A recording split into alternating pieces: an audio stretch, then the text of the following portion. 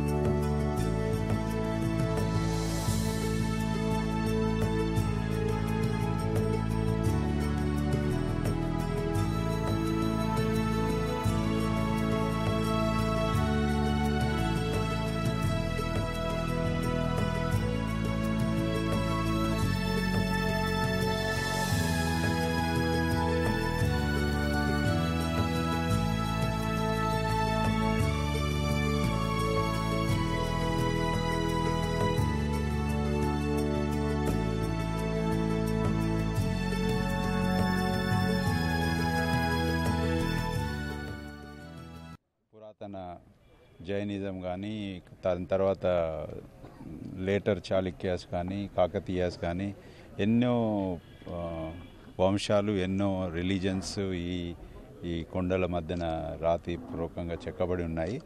ఎట్లా public access కావాలా, వీటిని ఎట్లా ప్రొటెక్ట్ చేయాలా, పబ్లిక్ వీటి మీదికి వెళ్ళి వాటిని చూసి దాన్ని ఎలా ప్రొటెక్ట్ చేయాలన్నది ఒక సలహా ఇవ్వడానికి మేము తిరుగుతున్నాము.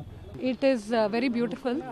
So we are going to propose ki unna guttalu rocks avanni etlaga develop cheyali, em cheyali anedi we will make a proposal, and then okkasari proposal ready ayin tarvata funding ekkada nunchi cheyali, em cheyali ani. This is just a preliminary site visit ante, that's all. There's nothing more to it right now. కష్టం కొంచెం ఎక్కడం, but బాగుంది.